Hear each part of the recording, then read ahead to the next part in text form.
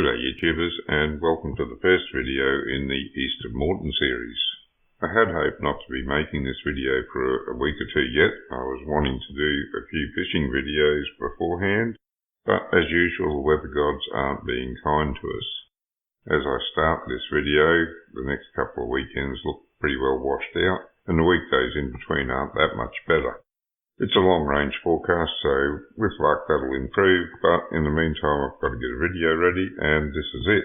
With all the videos I've done in the past, I've had a clear idea of just how I wanted to organise all these spots and make them in some sort of logical order. I'm not real sure how to go about this one. There's a lot of reef lines, for want of a better word, going up the coast. Now, I'm not sure whether I should follow a line all the way up and then come back to the beginning and follow the next line, or just sort of try and cover them all as I go. I'll work that out before the next video, but for now we're just going to start with the one reef area, and that's the one that they call the 35 Fathom Reef. There's no real hard and fast rules about exactly the area covered by these names, like the 35 Fathom Reef. It's not a clearly defined area. Most of these places are just a name that some old timer's given to a fishing area that he goes to, and as the area got shared around over the years, it became a popular term for the area. So when someone says the 35 Fathom Reef, and I've got a lot of marks here in that area, but doesn't mean to say the fish are going to be on these marks. They could be anywhere in the area. It's an area for you to search, and the marks are there to help define just exactly where that area is. But as you can see from the brown and grey areas so I've got marking little bits of reef, it's all through this whole region. There's no one particular area, so don't go thinking you've got to go to the 35 Fathom Reef in one of these marks. Anywhere in the area and start looking to see where the fish are.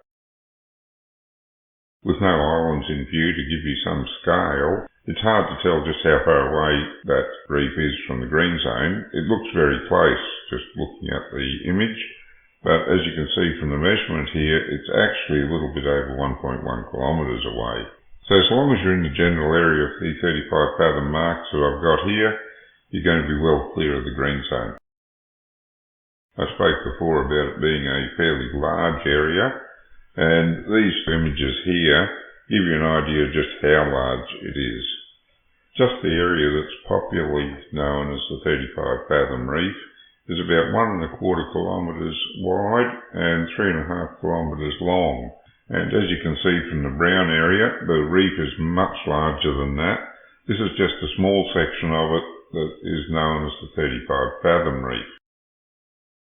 I'll just work through these marks from the south to the north. And the first mark here is off my hummingbird from the label that it's been given. I guess that was somewhere I'd spot locked on. Haven't got a screenshot. I'm not sure whether this was before I started recording the screenshots in the program, or whether I forgot to take a screenshot, or whether I just lost it. I do have some screenshots from some of the later ones. I'll show you them. This is another one of my marks, I think. Probably from earlier than the last one. I think this one was probably taken on the Ray Marine unit, which I had before the Hummingbird, or perhaps in a previous boat on either the Garmin or the Furuno unit. When I took it isn't important though. Obviously there was something down there that I thought was worthy of a mark, but if you want to see what it is, you're going to have to go there and sound it yourself, because I don't have a screenshot. But if you want to know for sure what it was, you're going to have to go there and sound it yourself, because I don't have a screenshot, and I don't really remember what it was. And back in those days I wasn't really disciplined enough to keep a good track of it. It was a mark. Again, going from the name on this next one, it would appear to be a mark from the Hummingbird that I spot locked on at some time. I haven't got the screenshot, so I don't know why. There was a reason, probably saw some fish or some structure. But again, you have to go there yourself and have a look and see what it was. And yet another mark that it looks like I've spot locked on at some point.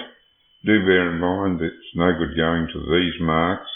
These are showing you the general area, somewhere that I fished at some time, but the fish might not be there on the day you're there. You'll have to look around in between these marks, around them, see where they are.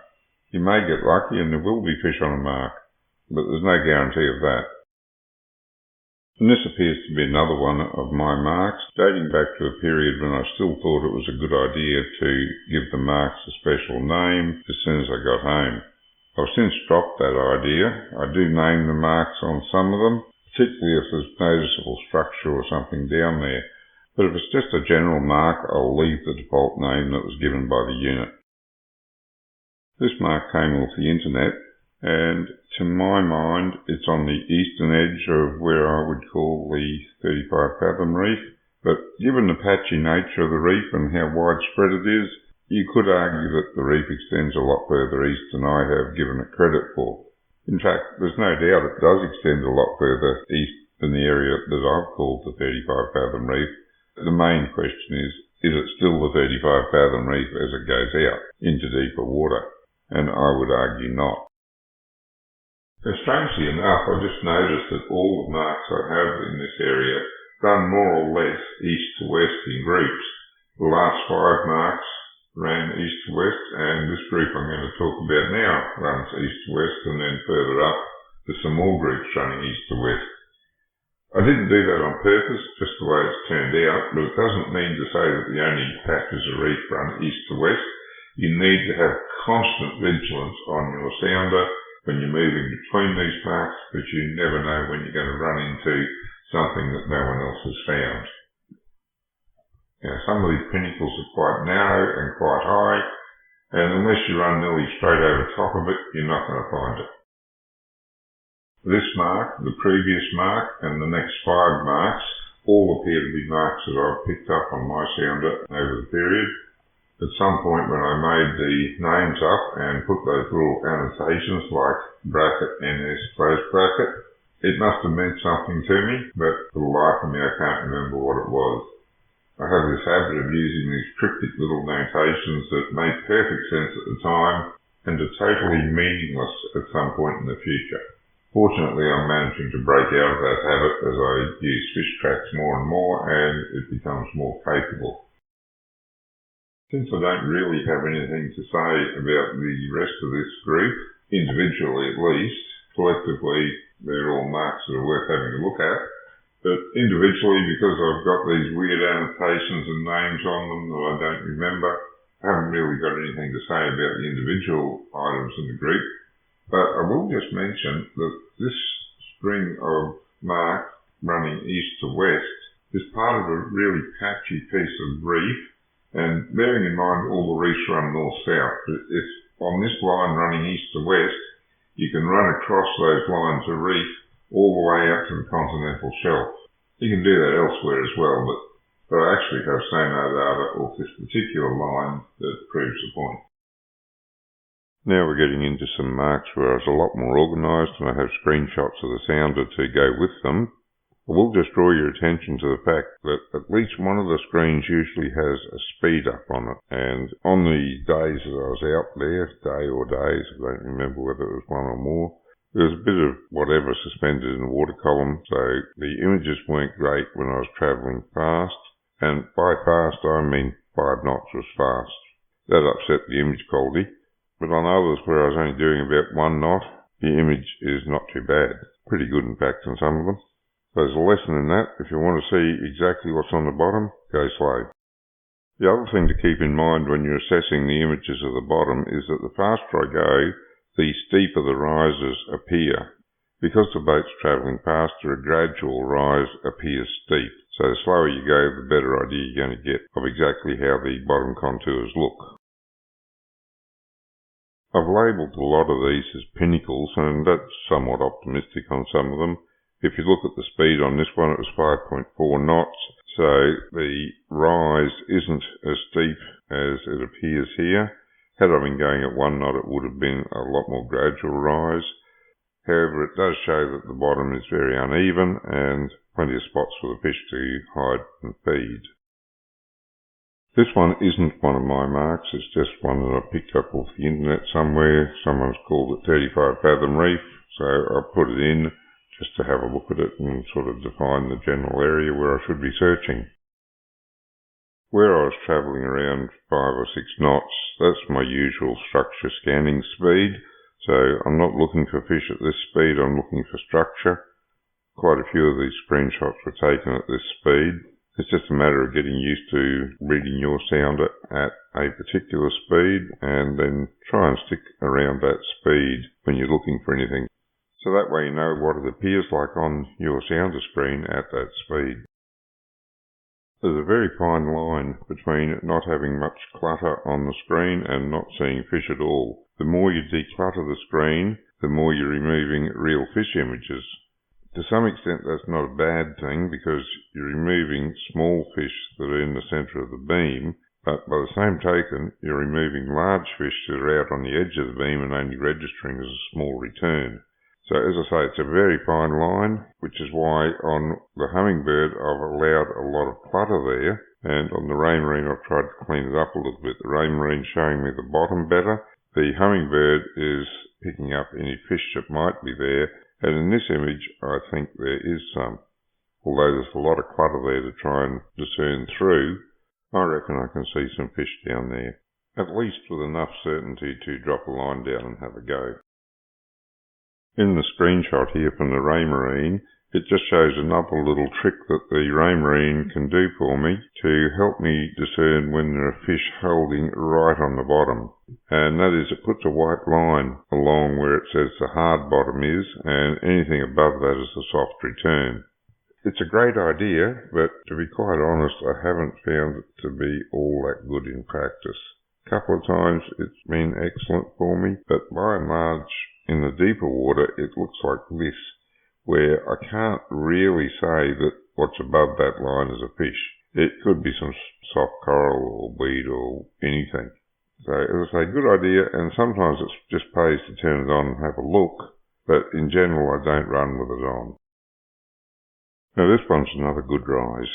It comes up about 10 metres off the bottom, and despite the fact that I've got the gain turned right down on the raymarine to get rid of a lot of the clutter so I can see the bottom, I reckon I can still see some fish there. So they should be decent sized fish given the gain setting that I'm using.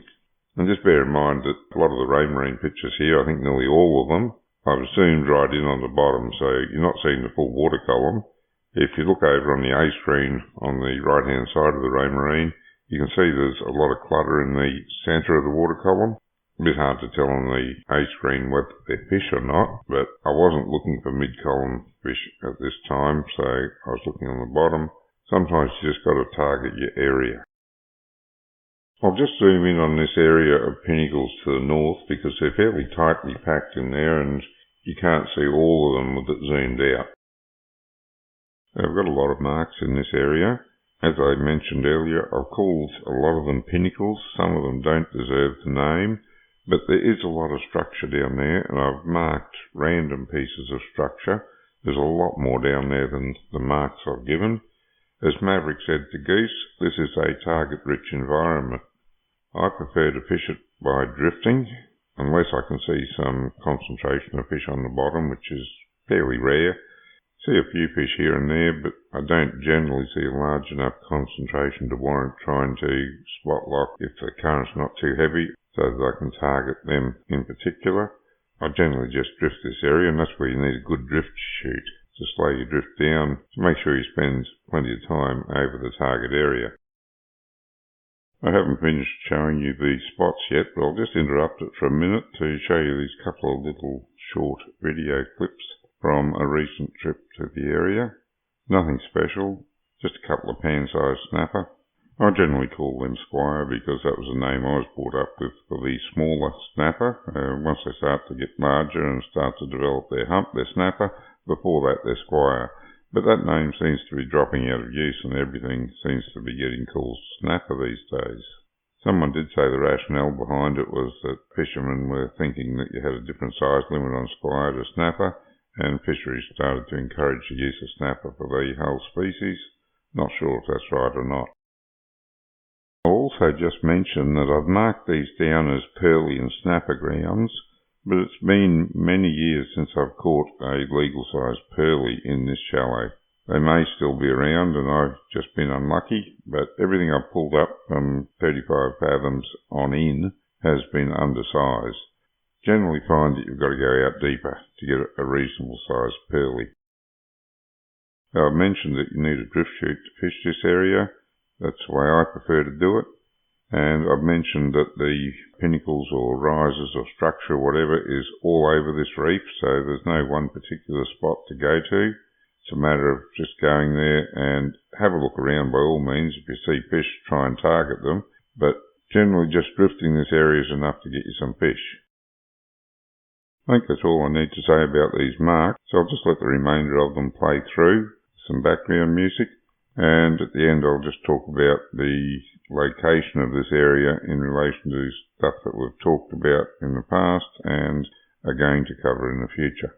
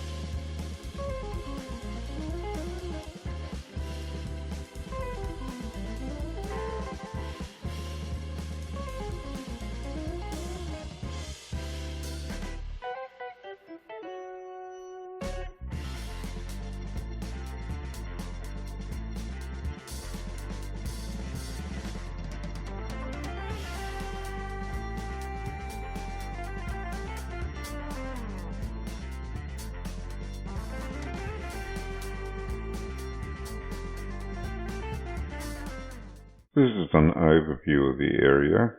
The piece that's at the bottom, where I've got the white overlay flashing, that's been covered in the previous video series on East of Stradbroke. Where I've got the flashing rectangle, that's the area that we've covered in this video. So we've still got a lot of area to cover to do all this ground just in the image here, and that's only the southern end of Moreton. Just to bring that back into perspective, these are the marks that we've covered in this video.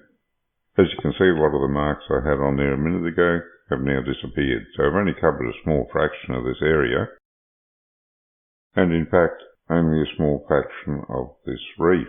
As you can see in this slide, the reef is almost 13.5 kilometres long, and it runs almost true north, a little bit to the west of true north.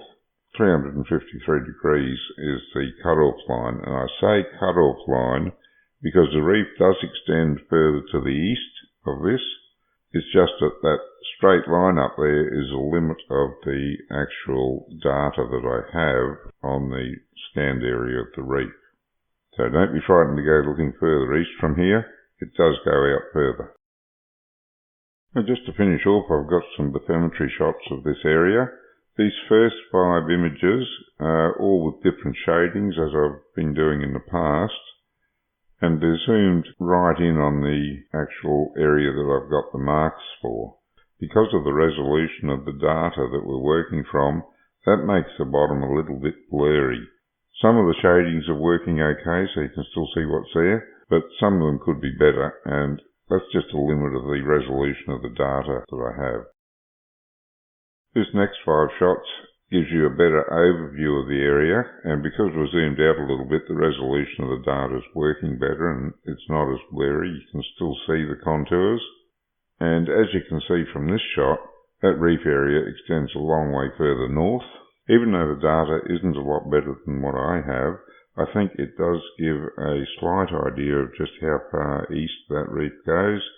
To my eye, it looks as though it goes a good bit further east than the data that I've got.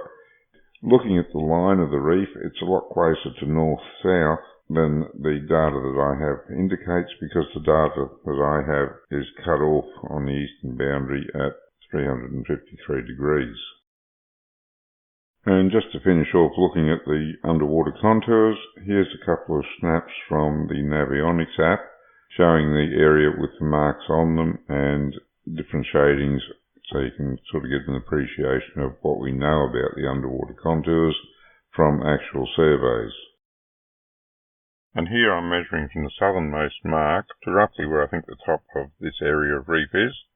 It's a bit shorter than the 13.5 kilometres I measured before. This is measuring out at 5.7 nautical miles, but just bear in mind that in this case I'm measuring from the southernmost mark, not the southernmost part of the reef. The bottom part of the reef we covered in the previous series on East of Stradbroke, and the other reason is I couldn't fit it in on this screenshot. And that brings us to the end of the first video in the East of Moreton series. I do hope you've got something out of it. As I've mentioned before, I would like not to do these videos quite as frequently as I have been doing them because I want to get more fishing in. The weather's prevented that in the past and is still preventing that this year. In fact, this year is as bad as any year that I can remember having. Now, in the past we've had some really bad runs of bad weather that's kept me ashore for months, and this would be every bit as bad as one of them. Not that I've had too many of them. So this is a particularly bad year. We can only hope it improves. But that's my reasoning behind it. I want to get out on the water and do more fishing videos, as well as cover some of the areas that I'm talking about in these series. Maybe talk a little bit about how to fish them while I'm out there. But if the weather doesn't cooperate, that's not going to happen. We'll see what the future brings. Until next time, good fishing.